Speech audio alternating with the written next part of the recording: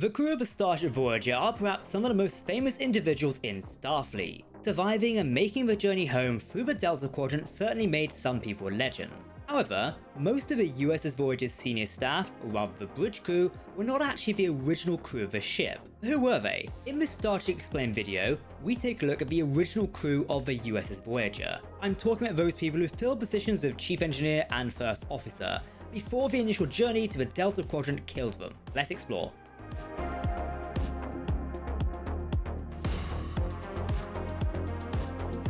Welcome to Trek Central, I'm your host Captain Jack, and let's get into it. Before we warp into this video, if you want to keep up to date on all the latest Star Trek news, lore and more, then make sure to hit that subscribe button to never miss a video from the team here at Trek Central. You can also follow us on social media for daily updates on the Star Trek universe. But quick, in a new update, you can now become a member of our Trek Central YouTube channel. Members get early access to videos just like this one, and also can suggest topics for us to make videos from. Each month, we ask our YouTube members what topics they'd like to explore from the Star Trek universe. We then pick one and make a video on it. If you want to take part, click the join button down below this video. Okay, engage.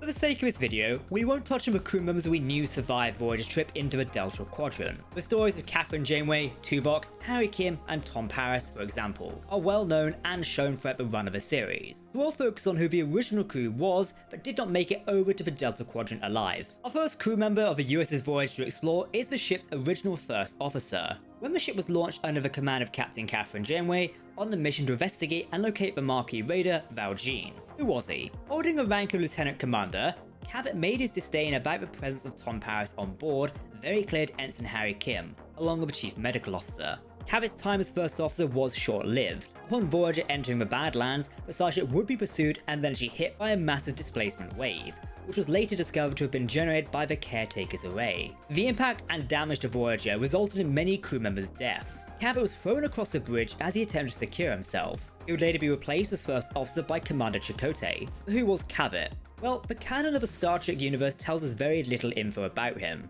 Unfortunately, Voyager did not expand on his initial role past the first episode of the series. Even in flashbacks to the past, he was never seen again. Thanks to Star Trek's expanded media, or beta canon, we can learn more about Cavett. Named Aaron Cavett, he was a human male who served in Starfleet during the Federation Cardassian War. He would go on to serve on board the USS Kingston, which was a Federation colony relief transport. Now, during his time aboard the Starship Kingston, his commanding officer was killed by Orion pirates. By 2371, he would come aboard Voyager as the executive officer. Beta canon informs us that before we saw Voyager arrive at Deep Space Nine to begin its mission to the Badlands, the ship had its shakedown cruise. Cavett was on board the ship when a system malfunction required the assistance of the USS Hood. It was revealed via the novel, The Brave and the Bold, and The Third Artifact, that Cavett had a romantic relationship with the First Officer of the USS Hood, Dina Voskunsky. In an alternative timeline, in which the Cardassian Union did not withdraw from Bajor in the year of 2369, Cavett's life took a different turn. He was still the First Officer of the USS Voyager,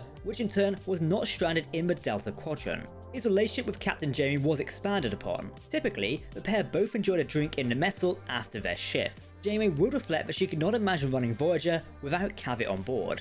In this alternative timeline, Cavett would be killed in 2373. This man can't catch a break. He was killed on board the USS Voyager when the Starship was destroyed in the Dorvan sector by a fleet of Cardassian Gala-class warships, which had been armed with phased polar and beam weapons. The Cardassians had actually sourced these weapons from their new allies, the Dominion.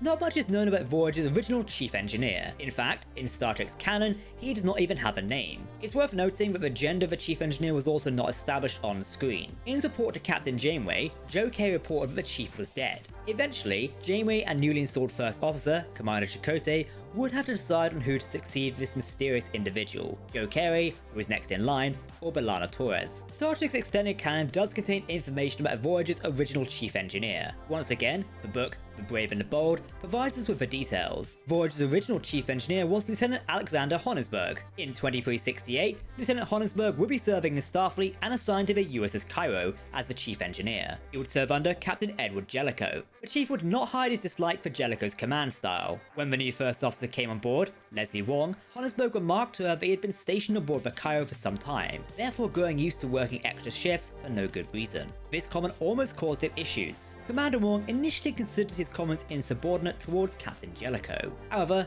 in time, the comments were dropped, and Honnesberg was considered an excellent department leader on board the Cairo. By 2371, he had become the chief engineer of a newly launched Intrepid-class USS Voyager. The chief would supervise Voyager's initial shakedown cruise. Upon investigating, he discovered a design flaw in the new technology of a bio-neural circuitry. Thankfully, Honesburg and the engineering team from the USS Hood were able to restore Voyager's functionality, enough so the ship would return to Utopia Planitia fleet yards for repairs. Once repairs on Voyager were completed, Honesburg was still the chief engineer when the ship set out for the Badlands. Much like Commander Cavett, Alexander Honesburg would be killed when the Starship was hit by the massive displacement wave and pulled into the Delta Quadrant. Honesburg would be survived by a son, David, who would follow his father's legacy and join Starfleet as an engineer.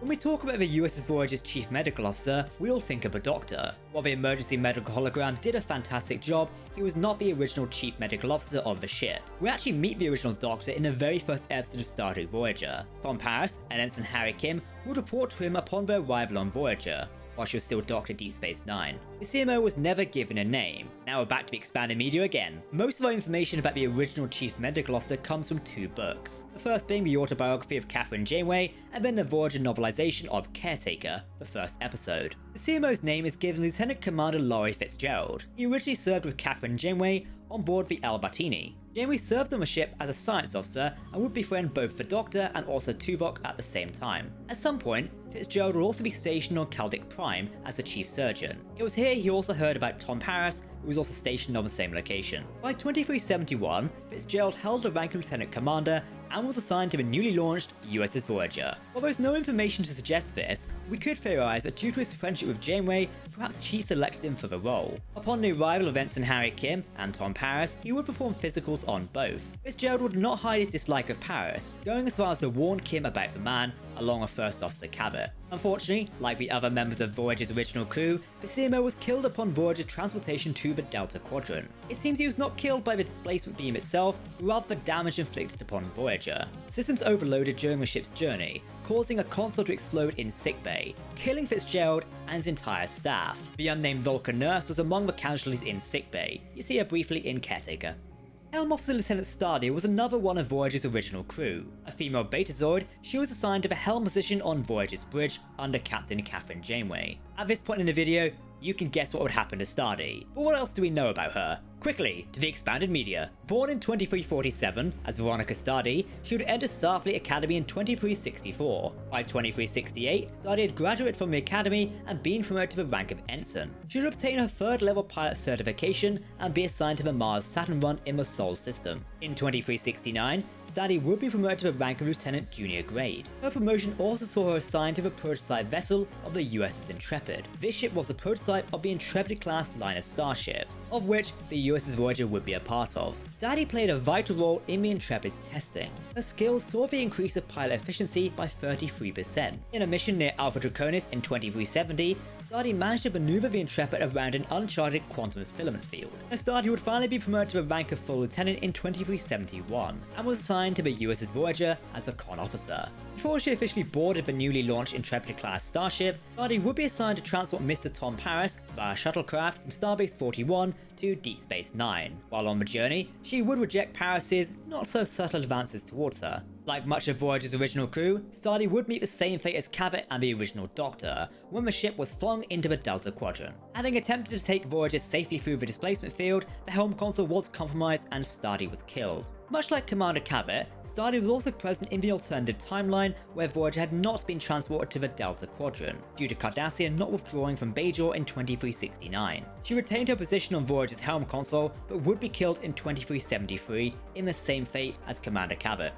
So, those are Voyager's original command crew who were killed in the line of duty, or rather when the ship was transported to the Delta Quadrant. Of course, there were other casualties when the ship was flung out of the Badlands. We don't have a full list of names. Most on-screen dead characters were simply background artists, there to present the idea of death and destruction. Thanks to conversations mentioned on-screen in Starship Voyager, we knew other positions on the starship lost their officers and crew members. Chakotay mentions that they had found new people for the role of Transporter Chief as well as astrogation plotter. This was during the conversation about who to take over as chief engineer. It is possible that these positions did not see their respective crew members die, but maybe whoever was holding that position was moved elsewhere to fill other vacant spots on the ship. Unfortunately, we could not find a complete list of Voyager's casualties upon arriving in the Delta Quadrant. As far as the original crew of the Starship Voyager is concerned, the individuals we mentioned are the ones who perished. In terms of other original crew members, of course, the alive ones you already know about. These of course include the likes of Captain Catherine Janeway, Lieutenant Tuvok, Ensign Harry Kim, and many more crew members who you meet over the course of Starship Voyager's 7-year run. So what did you think of Voyager's original crew? Personally, I think they missed a trick by not doing a full alternative timeline episode where Voyager never went missing. Using the original crew would have been kind of interesting. Alas, it was never done. But we do have the novel we mentioned. Go read that for a great story. Don't forget to let us know what you thought of this video in the comment section below. If you want to keep up to date on all the latest Star Trek news, lore and more, then make sure to hit that subscribe button to never miss a video from the team here at Trek Central. You can also follow us on social media or join our community Discord server. For now, I've been Jack, thanks for watching, and we'll see you next time. Live long and prosper, my friends. Goodbye.